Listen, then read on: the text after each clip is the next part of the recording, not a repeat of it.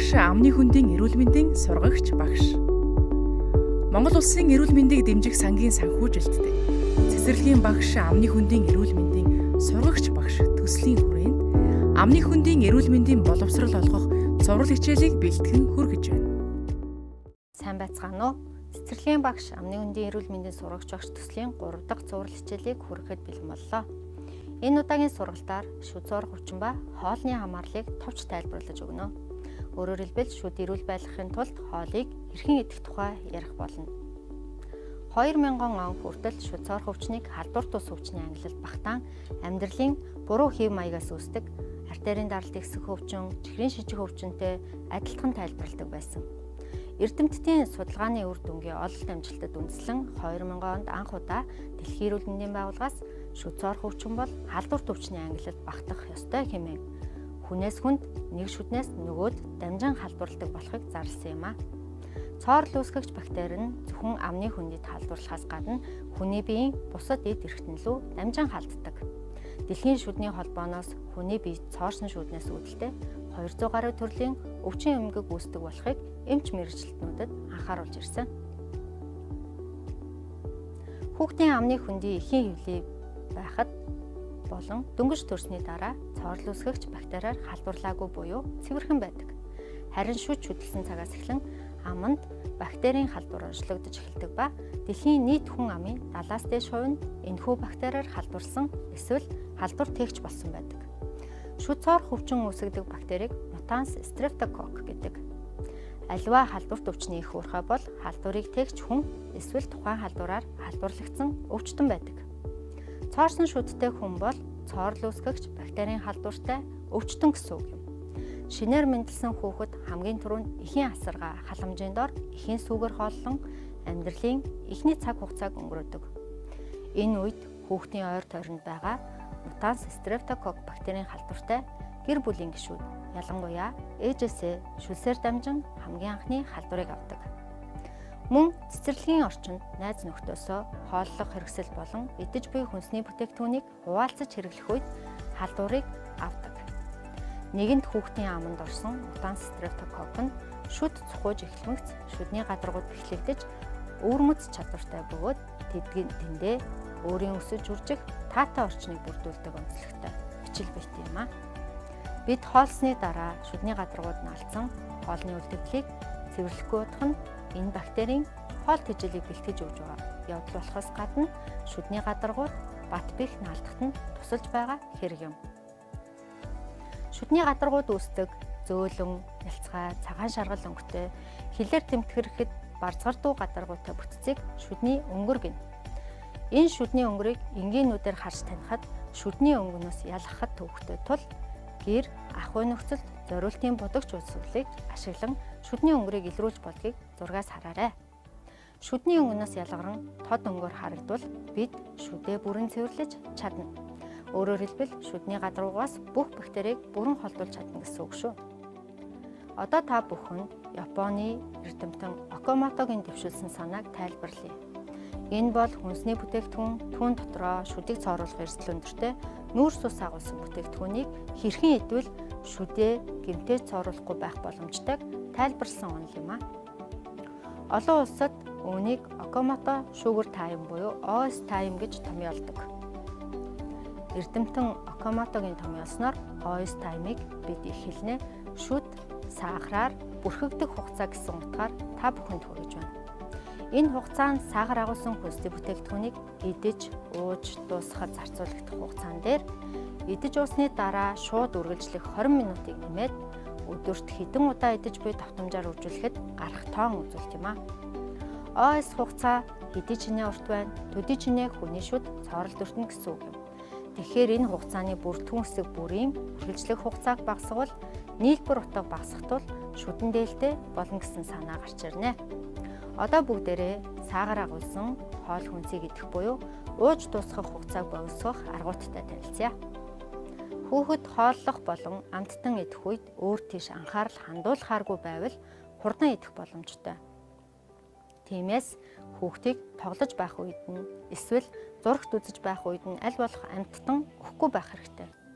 Өөр нэг хувилбар бол аль болох хурдан идэж дуусгаж болох үс хүнсний бүтээгдэхүүнийг сонгож өгөх нь үр дүнтэй арга тооцогддог. Жишээлбэл чихэр сонгохдоо хатуу чихрүү, зөөлөн чихрүү гэдгийг ундаа жүүсний сонголтыг хийхдээ хүүхдийг нэг удаа уугаад цадах хэмжээтэйг сонгохыг хичээх юм. Хүүхэд цадгааргүй бага идвэл дахиж идэх хүсэл төрөх, эсвэл хит их хэмжээтэй бол дуусгах гэж хичээх зэргээс үүдэн амттан идэх хугацаа уртсах эрсдэлтэй. Одоо та бүхэнд хатуу чихэр байгаа тохиолдолд зажлаад идэж дуусгах нь сайн уу? Хүлхэж идээд дуусгах нь сайн уу гэдгийг шийдэх чадвартай болсон байна. Мэдээж аманд аль болох бага хугацаанд амттан байх нь чухал тул зажилж идэх нь шүдэн дээлтэй болж байна. Шүд сахараар бүрхэгдэх хугацааны 2 дахь гол бүрэлдэхүүн хэсэг бол ууж идсэний дараа үргэлжлэх 20 минут юм. Энэ хугацааг богиносгож болох хэд хэдэн аргыг та бүхэн зөвлөе. Ихэнх хүүхэд сургуулийн насанд хүрэхээрээ өөрийн идэхийг хүссэн хүнсний бүтээгдэхүүнийг бие даан сонголт хийдэг. Тэр болтол эцэг эх асран хамгаалагч нар нь сонголтыг хийдэг тул тухайн хүүхдийг ямар хүнсний бүтээгдэхүүн идвэл сургах нь эцэг эх асран хамгаалагчийн мэдэлд байдаг.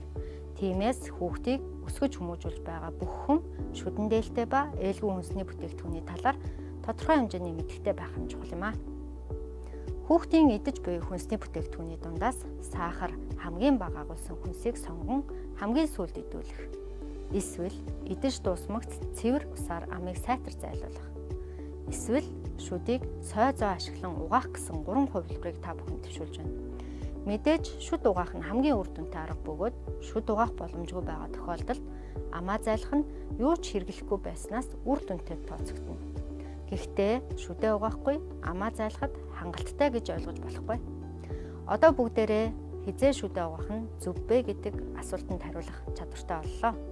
Өглөөний цайны дараа, өдрийн хоолны дараа, оройн хоолны дараа мөн хоол хооронд амттан 100 шидсэн бол дараа нь угааснаар ойс таймын багасгах сайн арга болно. Шүд сахараар бүрхэгдэх хугацаа хамгийн сүүлийн бүрэлдэхүүн хэсэг болох давтамжийг хэрхэн бууруулах вэ? Зурагт үзүүлсэнтэй адил жишээ авч тайлбарлая. Хүүхэд өглөө цэцэрлэгт ирэх замдаа чихэр идсэн. Магадгүй цэцэрлэгийн өглөөний цайнд жигнэмэг идсэн гэж үзье. Цэцэрлэг тараад харих замдаа зайрмаг идсэн. Орой гэртээ гэр бүлэрээ бэлуу уугааж идсэн. Ингэвэл өнөөдөр нийтдээ 4 удаа амттай идсэн буюу давтамж 4 боллоо гэсэн үг. Харин өнөөдөр шүдээ огт угааж цэвэрлээгүй гэж тооцвол амттан эзний дараа үргэлжлэх хугацаа үржигдэж 80 минут болж уртсна. Бид давтамжийг бууруулах зорилготой байгаагаа санах хэрэгтэй. Харин хүүхдээ цэцэрлэгээс тараад гэртээ ирэхэд нь ширээнд суулган өнөөдрийн идэх 4 амттан идүүлж дуусгавал давтамж 1 гэж тооцогдох төдийгүй амттан эзний дараах хугацаа 20 минут байна гэсэн үг. Мэдээж идэж ууж дуусгах хугацаа давтамж 4 байсан ч 1 байсан ч адилхан гэдгийг санах хэрэгтэй. Аливаа амттан баг багаар цуулж идэх нь шүдэн дээлгүй болохыг бүгд ойлголоо. Амттан буюу шүдэн дээлгүй хүнсний бүтээгдэхүүнд юу орж болох вэ?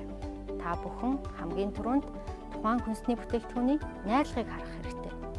Сахароз буюу нүүрс ус агуулсан бүхэл бүтээгдэхүүн шүдэн дээлгүй хүнсэнд багтдаг. Одоо ард иргэдийн дунд амттан гэж тэр бүр мэддэггүй хүнсний бүтээгдэхүүнээс та бүхэн танилцуулъя. Ундаа болон жүүснүүд сахар ихээр агуулдагаас гадна маш их хүчлэлэг шин чанартай. Мөн уух үед бүх шүдийг нэг зэрэг бүрхэж хүчдэг тул шүдэн дээлгүй хүнсэнд багтана. Иймээс уусны дараа шүд амны үндийг сайтар цэвэрлэх шаардлагатай. Зайрмаг бол сүү болон чихрийн агууламжтай амттан. Ихэнх эцэг эхчүүд зайрмгийг сүүтэй тул шүдэн сайн гэж ойлгодог. Энэ бол буруу ойлголт юм. Зайрмгийг хүүхэд богино хугацаанд идэх боломжгүй. Хүүтэн тул баг багаар долоож иддэг. Иймээс 1-р цагаар агуулсан, 2-р идэж дуусгахад их хугацаа шаарддаг тул шүдэнд ээлгүй хүнс болно. Шарсан төмс буюу чипс үүнд дургүй хүүхэд тун цөөхөн чипс чихэр амт бараг байдаггүй хэрнээ агууламжинд нь их хэмжээний сахар агуулдаг. Мөн маш наалдамхай цавуулах шин чанартай тул эзний дараа шүднээс салахтаа удаан, иймээс шүдэнд ээлгүй хүнсэнд багтана. Жигнэмэг чокопай мөн ээлгүй хүнсэнд багтана. Жигнэмэг зөөлөн үүрэмхий байх тусам наалдамхай шинж нь нэмэгддэг бөгөөд шүдний гадаргуугаас салах шинж нь багасна гэсэн үг. Чокопай белуу зэрэг нь наалдамхай шин чанартай бүтээгдэхүүн юм. Бид гэрийн нөхцөлд утгаар хувааж зүсгэд хутганд наалдаж байвал шүдэнд наалдана гэж ойлгож болох юм. Байгалийн гаралтай сахар болох зүгийн балыг хүмүүс өглөө өлийн илгэн дээрээ бүлээн усанд тутган уудаг. Зүгийн балтай ус уусны дараа 30 минут юм идэхгүй гэсэн дэглэн барих нь ч бий. Энэ нь хүний биед хэдийгээр сайн ч шүдэнд бол ээлгүй хүнс болдог. Байгалийн гаралтай жимс жимсэг нь бол нэрс, анс, цацрагныг гэрээ нөхцөл чүүс бэлтгэн хэрэглэхдээ сахар нэмснээр сахар агуулсан бүтээгдэхүүн болгож хувиргана. Сахартай ундаа жүүсийг соруулаар уух нь шүдний гадаргууг хучиж бүрхэх шинжийг бууруулдаг тул шилэн аягаар уухаас илүүтэй сорул ашиглахыг хичээгээрэй.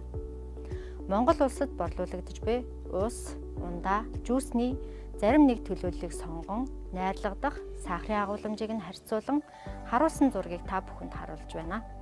Эндээс та бүхэн сонголт хийхдээ өнгө зүс, амд амьдсан яриаг үндэслэхгүйгээр найрлагыг харахыг чухалчлах хэрэгтэй. Жимсний амттай ус гэсэн сонголтыг хийхэд ялгаагүй сахартай байгааг эндээс харж болно. Мөн сүү цагаан эдээ, сайн гихж сонгох туртай эцэгчүүд жимс болон шоколадны найрлага нэмэгдсэн л бол амттан болохыг зөвлөөрэй. Шүдэн дээлтэй хүнсэнд уургаар баялаг хүнсний бүтээгдэхүүнүүд орно.